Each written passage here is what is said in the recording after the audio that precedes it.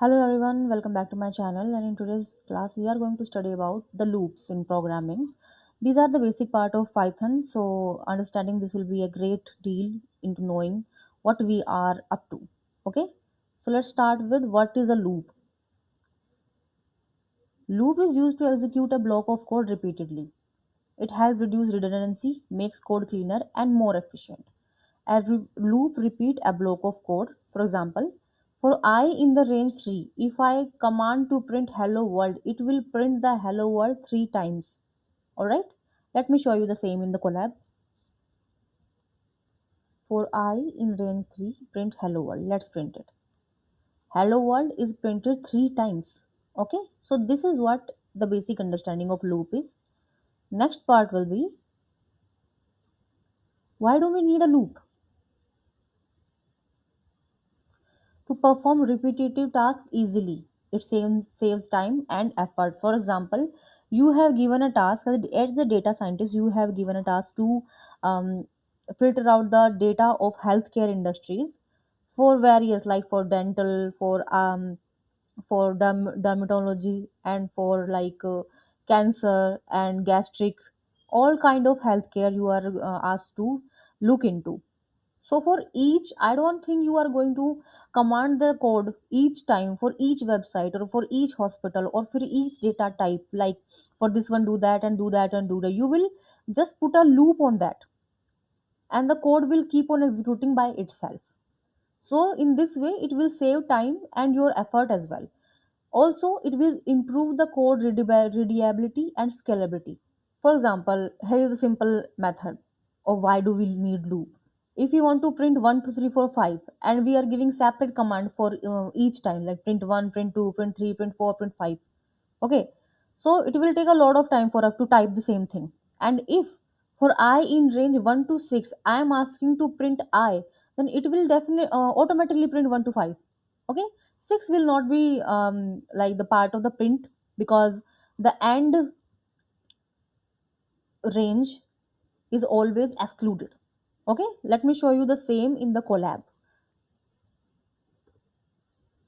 Here we are, 1 2 3 4 5 6. No, not 6. 1 2 3 4 5. Okay, now what are the types of loop?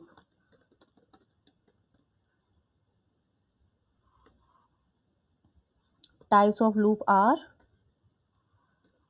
for loop and while loop. Okay, now for loop is used when we know the particular range.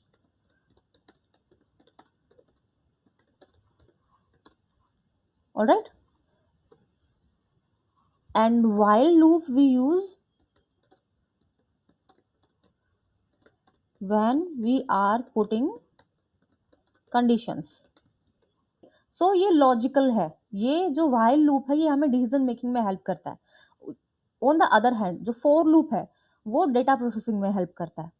For example, मुझे उन सारे years का data edit करना है जो 2016 में generate हुए थे. So I will look for the data which was generated in 2016. तो वो मेरा डेटा प्रोसेसिंग में यूज होता है. एक जो हमने ये ऊपर किया था, for i in range 1 to 6 print I, same we will do here. Okay, we run it, we found the range 1 2 3 4 4 1 2 3 4. Number is equal to 1. While number is less than or equal to 3, print the number. The condition is every time 1 will be added. Okay, so let's run it. हमारा 1 2 3 print हो गया. ये हमारा while condition है. पहले में एक print हुआ, दूसरे में दो प्रिंट हुआ, तीसरे में तीन प्रिंट हुआ. हमारा था कि लेस देन और इक्वल टू 3. अब अगर उससे ज़्यादा हो जाता है तो प्रिंट होना बंद हो जाएगा. उसके बाद आता है हमारा conditional statements.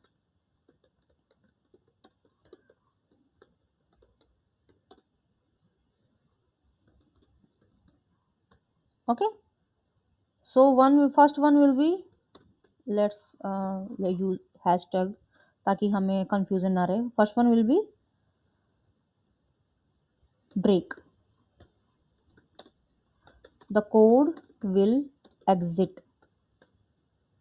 Okay, second one will be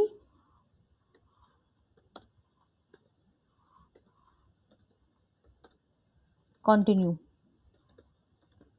code will skip। जहाँ पे भी हम कंटिन्यू कंडीशन लगाएंगे उस पर्टिकुलर कंडीशन को ये कोड स्किप कर देगा, उसके बाद वो प्रोसेस करता रहेगा। ब्रेक में क्या होता है कि जब हमने बताया कि मेरे को 1 से 5 मेरे पास 1 से 10 तक का रेंज है, बट मैं चाहती हूँ कि 5 पे ब्रेक हो जाए, तो वो वहीं पे ब्रेक हो जाएगा। 5 उसकी आखिरी रेंज होगी और आखिरी रेंज प्रिंट नहीं होगी, ठीक है? अब एक और होता है, उसका नाम है पास। पास कुछ नहीं करता, it just runs the code, plain simple. It do not disturb the code at all. This condition is the simplest one. इसमें ज़्यादा दिमाग लगाने की जरूरत नहीं होती थर्ड वन में। ओके, तो हम एक एक करके इसके सारे एग्जांपल्स देखेंगे। ये हमारी ब्रेक की कंडीशन है। For i in range 1 to 10, if i is equal to 5 then break. Print करें, ये हमारा 4 तक प्रिंट हो गया। 5 हमारी आखिरी रेंज हुई, उसके बाद 4 तक हमारा प्रिंट हो गया। उसके बाद अगर मैं सेम कोड में यहाँ पे ब्रेक की जगह कंटिन्यू लिख दूँ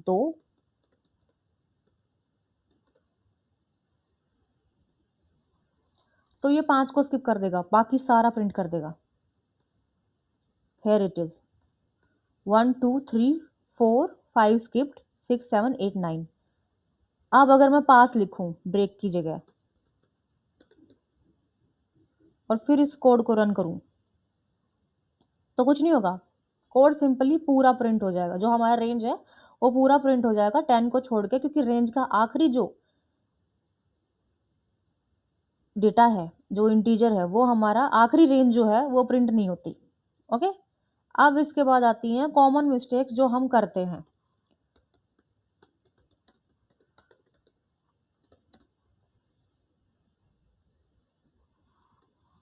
पहली वाली है हमारी इनफाइनाइट लूप। इसमें डोंट रन लिखा हुआ है मैंने, तो इसको गलती से भी रन मत कर देना, वरना अगर वाइल ट्रू प्रिंट उप्स, ये रुकेगा ही नहीं कभी। तुम्हारा कोड इन्फिनिटी रन करता रहेगा, तुम्हारा सिस्टम हैंग हो जाएगा, लैपटॉप ओवरहीट हो जाएगा, तुम्हारा सॉफ्टवेयर खराब हो जाएगा, लेकिन ये कोड रुकेगा नहीं। फिर भी मैं रिस्क ले रही हूँ, आप लोगों को दिखा देती हूँ। ये मैं इस वाले को अलग कोलैब फाइल में रन करना चाहूँगी, क्योंकि मेरा पूरा मुझे कोड डिलीट करना पड़ जाएगा, पूरा विंडो डिलीट करनी पड़ जाएगी अगर मैंने यहाँ पे इसको रन किया तो। Here moving back to the new Colab file.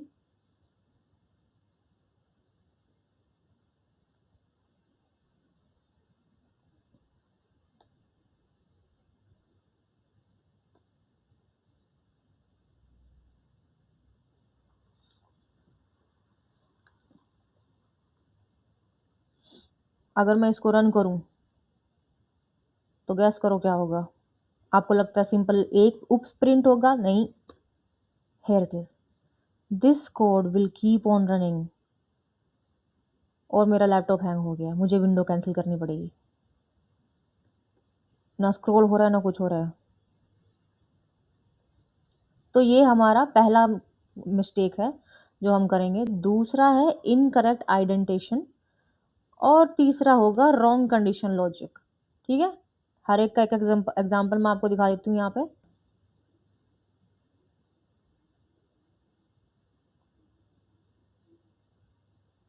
ये आ गया हमारा error, indentation error expected and intended block. ये हमारा करेक्ट फॉर्म होगा। ठीक है,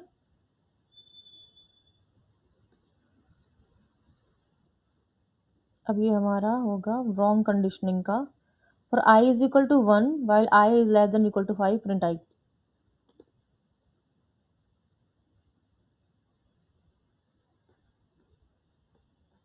ये एरर हो गया, कंडीशनिंग में बताया ही नहीं कि एक ऐड होगा या डिलीट होगा, क्या होगा। तो हमारा 1 इनफाइनाइट जो है वो प्रिंट होता चला जाएगा। तो मेरी ये वीडियो यहाँ तक देखने के लिए बहुत बहुत धन्यवाद। और आई नो कि आप पाइथन सीखना चाहते हैं और मैं पाइथन सिखाना चाहती हूँ, तो प्लीज़ मेरे चैनल को सब्सक्राइब कीजिए, लाइक कीजिए। और अगर आप फ़िलहाल ये क्लासेस अच्छे से अटेंड कर रहे हैं या फिर आप कहीं और भी क्लासेस अटेंड कर रहे हैं और आपकी कोई क्वेरी है, स्पेसिफिक क्वेरी है, तो आप वो मुझे कमेंट सेक्शन में भेज सकते हैं और मैं आपको उसका सॉल्यूशन शेयर कर दूँगी। And thank you so much. अभी मेरे 20 सब्सक्राइबर्स हुए हैं और मुझे 10 की भी उम्मीद नहीं थी, क्योंकि मैंने कुछ 3 या 4 वीक पहले ही ये काम शुरू किया है। एंड अगर आप ऐसे ही व्यूज़ और लाइक्स एंड सब्सक्राइब देते रहेंगे तो मैं मोटिवेटेड भी रहूँगी आपको सेम टॉपिक पे और further power BI, SQL and other जो भी मुझे AI टूल्स आते हैं उनके ऊपर वीडियो बनाने के लिए। तो thank you so much, keep watching my videos and will see कि हम नेक्स्ट टॉपिक क्या स्टडी करेंगे। Thank you so much.